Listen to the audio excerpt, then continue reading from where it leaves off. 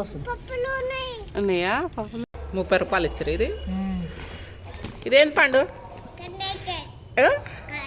ఏం కాయలు? తమ్ము కావే వంకాయ.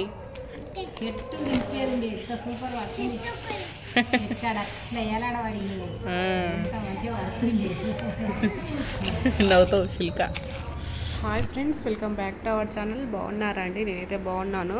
మీరు ఎలా ఉన్నారనేది కామెంట్లో తప్పకుండా షేర్ చేయండి ఫ్రెండ్స్. అలాగే వీడియో ఎవరైనా కొత్తగా చూస్తున్నట్లయితే ప్లీజ్ సబ్స్క్రైబ్ చేసుకోండి మన ఛానల్ని. ఇక్కడ వచ్చేసి ఎండాకాలం వచ్చింది కదా, సో అన్నీ సంవత్సరం పాటు నిల్వ ఉంచుకునే వాటి గురించి అయితే మీతో షేర్ చేస్తాను.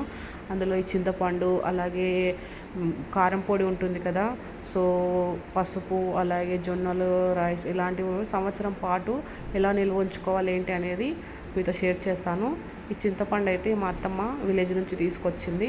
విలేజ్లో తీసుకొచ్చింది అయితే బాగుంటుంది కదా అనేది మేము తెప్పించుకున్నాము అక్కడ నుండి. సో చిన్నోని బర్త్డేకి వస్తుంది అత్తమ్మ, అందుకని అప్పుడే తీసుకురమ్మని చెప్పాము.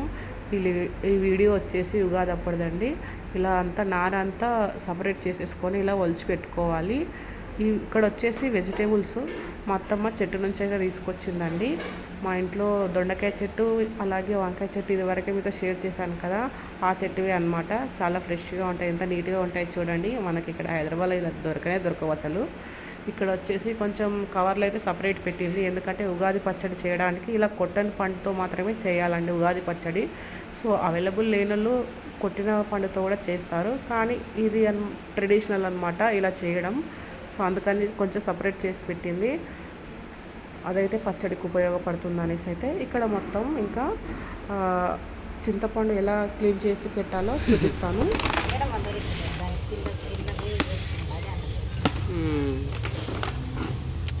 పండు ఎట్లా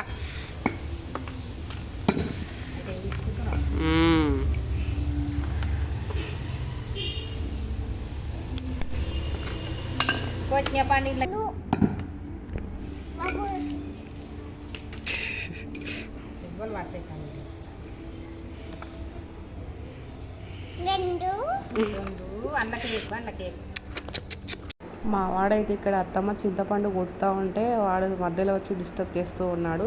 కొట్టంది మొత్తం ఒక దగ్గర కలిపేస్తున్నాడు. చూడండి ఎట్లా చేస్తున్నాడో. ఇలా ఒక కర్ర తీసుకొని ఒక బండ పైన ఈ విధంగా కొడితే ఆ లోపల గింజలు అన్నిటి సపరేట్ అయిపోతాయండి. ఆ గింజతో అలాగే ఉంచుకుంటే చింతపండు అనేది పురుగు వచ్చేస్తూ ఉంటుందండి, పాడైపోతుంది. సో అందుకని గింజలు మొత్తం సపరేట్ చేసుకోవాలి. విలేజ్లో ఉన్న వాళ్ళకి ఇది తెలిసే ఉంటుందండి. సో తెలియని వాళ్ళ కోసం అయితే ఇలా నేను చూపిస్తున్నానండి. ఇలా కొట్టని పండు తీసుకొచ్చి మనం ఇంటి దగ్గర క్లీన్ చేసుకోవడం వల్ల మనకి రేటు తక్కువ పడుతుంది, అలాగే మనం స్వయంగా మనం దీన్ని క్లీన్ చేసుకున్నట్టు కూడా ఉంటుందండి. దీని ప్రైస్ వచ్చేసి మాకు ఎంత పడిందో చెప్తాను. ఇక 30 కిలో మంచిగానే పడ్డది, మంచిగా ఉంది పండు. అదే అండి 30 రూపీస్ కేజీ పడ్డది అంటే అత్తమ్మ అదే చెప్తుంది. చింతపండుల గింజల నుంచి సపరేట్ చేసిన తర్వాత మొత్తం నార కూడా తీసేయాలండి. వాటికి చిన్న చిన్న పుల్లలు ఉంటాయి కదా, వాటిని అనమాట తీసేసిన తర్వాత ఇలా ఎండలో అయితే 1-2 రోజులు అయితే మంచిగా పెట్టేసుకోవాలండి. మా వాడు కూడా హెల్ప్ చేస్తున్నాడు వాళ్ళ నాన్నమ్మకి, నాకు.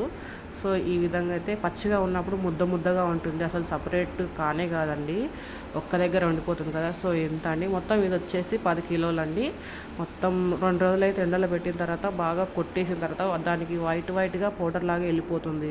సో అదంతా తీసేసిన తర్వాత ఇలా ప్యాక్ చేసి అయితే ఫ్రిడ్జ్లో పెట్టానండి నేను. 10 కిలోల వరకు ఎక్కువగా ఉంది కదా, నెక్స్ట్ ఇయర్ వచ్చేసరికి నల్లబడకుండా ఉండాలంటే ఇలా ఫ్రిడ్జ్లో పెట్టుకోవాలండి, బాగుంటుంది. మొత్తం విత్తనాలు, నార అన్నీ తీసేసి మొత్తం దుమ్ము కూడా మొత్తం పోయేలా చేసిన తర్వాత పెట్టుకోవాలి. తర్వాత అయితే అవైతే మాకు 2 రోజులు అయిందండి చింతపండుకు. ఇది నెక్స్ట్ డే అయితే ఇక్కడ ఎండుమిరపకాయలు కూడా తీసుకొచ్చింది అత్తమ్మ, విలేజ్ నుంచే తీసుకొచ్చింది. ఇవి కూడా ఒక 10 కేజీలు ఉంటాయి. వాటిని కూడా ఇక్కడ మేము ఎండబెట్టేసాము. ఇవన్నీ ఎండకు మంచిగా ఎండితేనే మనకి సంవత్సరం పొడవునా నిల్వ ఉంటాయండి. ఎలాంటి పురుగు కానీ అలా పట్టకుండా, చెదలు లాగా వస్తుంది కదా ఇట్లా దగ్గరగా అలా రాకుండా, చేదుగా కూడా రాకుండా ఉంటుందండి ఈ మిరపకాయలు. సో అవే అనమాట. కారం అయితే చాలా స్పైసీగా ఉందండి. చూస్తున్నారు కదా, ఇక్కడ ఒక 2 రోజులు బాగా ఎండబెట్టింది అత్తమ్మ. ఎండిన తర్వాత ఈ విధంగా అయ్యాయండి. ఇవి కేజీ వచ్చేసి 150 రూపీస్ అంట అండి వీటి ధర. సో బాగా ఎండిపోయినాయి. సో చూసారా ఇలా విరిస్తే విరగాలండి, గల్గల్ అని సౌండ్ కూడా రావాలి. అప్పుడే మనకు బాగా ఎండిపోయినట్టు. ఇంకా మిర్చి పౌడర్ కూడా బాగా వస్తుంది.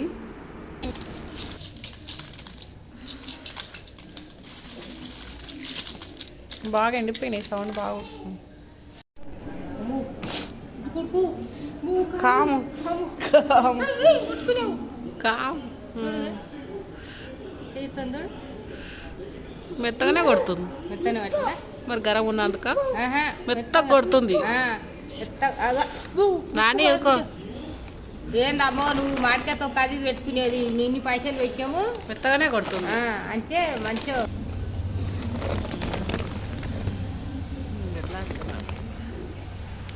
ఆమె ఏం చెప్పింది, టప్లకు గుమ్మరిచ్చి మొత్తం కలే కలిపి చల్లారినాక ఎత్తుర్రాదు. ఇక్కడైతే పౌడర్ మిరపకాయలు బాగా ఎండడం వల్ల పొడి పొడిగా వచ్చింది. ఎండకపోతే ముద్దగా వస్తుంది పౌడర్ అనేది. సో నిల్వ ఉండదండి. సో మనం ఇలా పట్టించుకొచ్చిన తర్వాత ఒక టబ్బులో వేసి అయితే నైట్ మొత్తం ఇలా గాలికి పెట్టాలండి. సో ఎందుకంటే వేడికి ఉండడం వల్ల మనం అలాగే ఇలా కవర్లో పెట్టేసుకుంటే చేదు వస్తుంది అనమాట. పొడి అనేది సంవత్సరం వరకు నిల్వ ఉండదు, ఉన్నా కానీ చేదు వచ్చేస్తుంది. సో ఆ వేడి అనేది తగ్గాలి, ఎందుకంటే మిషన్లో వేస్తారు కదా గిర్నీలో. సో ఆ వేడికి హీట్ అవుతుంది బాగా. సో అందుకని చల్లారి పెట్టిన తర్వాత నైట్ అంతా ఇలా ఒక కవర్లో, ప్లాస్టిక్ కవర్లో పెట్టి మేము ఇలా అయితే మంచిగా కట్టేసి అందులోకి ఏం ఇట్లా పురుగులు అలా ఇలా వెళ్ళకుండా ఇలా క్లోజ్ చేసి ఒక బకెట్లో అయితే పెట్టేస్తున్నాము. సో మనకు సంవత్సరం వరకు ఉంటుందండి. ఇక్కడ వచ్చేసి అమ్మ జొన్నలు మొత్తం క్లీన్ చేసి పెడుతుందండి, ఎందుకంటే ఎప్పుడంటే అప్పుడు రెడీగా ఉంటే పట్టించుకోవచ్చు కదా అనేసి. ఎందుకంటే నాకు క్లీన్ చేయడం రాదు, అందులో డస్ట్ చాలా ఉంది. సో అందుకనైతే ఇక్కడ అమ్మ హెల్ప్ చేస్తుంది. సంవత్సరం వరకు ఇవి కూడా నిల్వ ఉండాలి కదండి, అందుకని ఉంటాయి. మరి అయిపోతాయి. భూమి వస్తుందామా? భూమి మీకు భూమి అంతా ఇవ్వాలి, మరి పడేయాలి కా నాది ఇచ్చి రాయి మీద రాసి జొన్నలు క్లీన్ చేసేటప్పుడు ఆ పైన డెలికేట్గా వస్తాయి కదా. సో వాటిని కూడా వేస్ట్ చేయకుండా ఎండకేసి వాటి రాయి మీద రాయి పెట్టి ఇలా అంటే సపరేట్ అవుతాయంట అండి. అది చెప్తుందమ్మ, పడేయాలమ్మ అంటే కాదని చెప్తుంది. సో చూస్తున్నారా, టైం వచ్చేసి 8 అవుతుంది. అప్పుడు మార్నింగ్ పెట్టుకుంటే ఈ పని తొందరగా అయిపోతుంది, ఎందుకంటే డే మొత్తం ఎండ ఉంటుంది కదా. సో ఎండలో మంచిగా అయితే ఎండిపోతాయి. ఒక 2 రోజులు వీటిని కూడా బాగా ఎండబెట్టాలండి. సో అందుకనే ఇలా గాలించడం వల్ల ఇసుక ఉన్న సపరేట్ అయిపోతుంది. ఇలా డెలికేట్గా ఉంటాయి కదా జొన్నలు, అవి కూడా పైకి వచ్చేస్తాయి.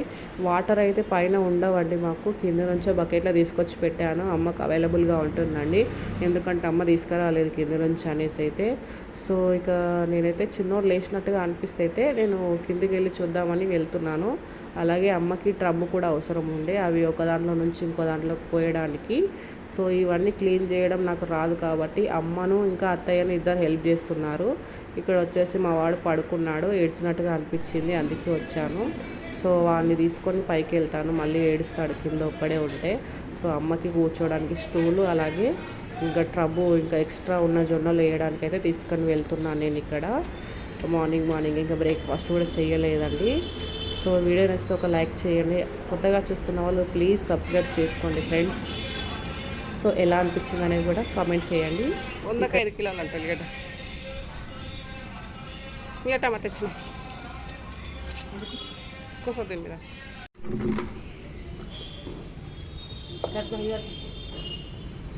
వాడు కూడా హెల్ప్ చేయడానికి వచ్చేసాడని మా వాడు. ఇంకా అందులో నుంచి జొన్నలు తీసుకొని పోస్తూ ఉన్నాడు వాళ్ళ అమ్మమ్మకి. సో ఇలా చేస్తారు పిల్లలు. మనం ఏ పని చేసినా వాళ్ళని ఇలా ఎంగేజ్ చేయాలండి, అప్పుడే సతాయించకుండా ఉంటారు, మన పని సాఫీగా జరుగుతుంది. ఎట్లా అప్పచెయ్యి ఇట్లా అంటున్నాడు. పోయి గిన్నెలో పోయి. వాడికి ఏదైనా పని చేయడం అంటే ఎంత ఇష్టమో, ఆ సంతోషం మొత్తం ఫేస్లోనే కనిపిస్తూ ఉందండి. అలా చేస్తాడు. పండు ఏం చేస్తున్నావు? ఉన్నావు కానీ ఏం చేస్తున్నావు నువ్వు? ఉన్నాయా పప్పు? సో ఈ విధంగా అయితే మొత్తం జొన్నలు అయితే అయిపోయాయండి. 15 kgs వరకు అమ్మ అయితే మొత్తం పెద్ద ట్రబ్బు పెట్టుకొని ఒక 3 బకెట్ల వాటర్ పెట్టేసుకొని అన్నీ క్లీన్ చేసిందండి, కడిగేసి పెట్టింది. ఇసుక అయితే చాలా ఉండే అండి. అలాగే మనం చూడకుండా గింటికి పట్టించుకుంటే మాత్రం చాలా ఇబ్బందిగా ఉంటుండే. రొట్టె చేయడం, మళ్ళీ అందులో రాళ్ళు వస్తే తినేటప్పుడు ఇబ్బందిగా ఉంటుంది. అసలే మా ఆయనకి కిడ్నీలో స్టోన్స్ ఉండే ప్రాబ్లం ఉందండి. సో అందుకని అమ్మ ముందు జాగ్రత్తతో ఇలా గాలించి పెడుతుంది, ఎందుకంటే ఇవన్నీ నాకు రావు కాబట్టి. సో ఇలా నాకు చేసి పెడితే వీలున్నప్పుడు ఇవన్నీ గిర్నీకి పట్టించుకొని అట్లా 2 కేజీలు 3 కేజీలు పట్టించుకొని రొట్టె చేసుకోవడానికి అయితే వీలుగా ఉంటుంది అనేసి అయితే అమ్మ ఇలా చేసింది. సో ఇవన్నీ ఇట్లా ఒక దగ్గర పోసిన తర్వాత వాటర్ మొత్తం అబ్జర్వ్ అయిన తర్వాత ఇక్కడైతే ఒక పెద్ద క్లాత్ వేసి అందులో మొత్తం ఆరబెట్టేసేయాలంటే ఒక 2 రోజులు అయితే మొత్తం ఎండబెట్టాలి. అప్పుడే మళ్ళీ పురుగు పట్టకుండా ఉంటుంది. ఎందుకంటే జొన్నలు మొత్తం కడిగేస్తున్నాం కదా, సో వాటర్ ఉండడం వల్ల ఆ తేమకు పురుగు చేరే అవకాశం ఉంటుంది. సో ఈ విధంగా అయితే జొన్నలు మొత్తం కంప్లీట్ అయిపోయాయి. మాకు 9 o'clock అయిందండి మొత్తం ఈ వర్క్ అయిపోయే వరకు. సో ఇంకా జొన్నలు గాలించిన వాటర్ అవన్నీ ఉంటే అమ్మ వేస్ట్ చేయకుండా చెట్లకి పోస్తుందండి, ఎందుకంటే మంచిది కదా చెట్లకి. బియ్యం కడిగిన వాటర్ కానీ, మనం వెజిటేబుల్ కడిగినవి, అలాగే పప్పు ఇలాంటివి ఏమైనా కడిగినవి ఉంటే చెట్లకు పోస్తే వాటికి మంచి బలం అండి, అందుకని అమ్మ పోస్తూ ఉంది. సో ఇదండి ఇవాల్టి వీడియో. ఎలా అనిపించింది అనేది కామెంట్ చేయండి. కొత్తగా చూస్తున్న వాళ్ళు ప్లీజ్ సబ్స్క్రైబ్ చేసుకోండి. Bye friends.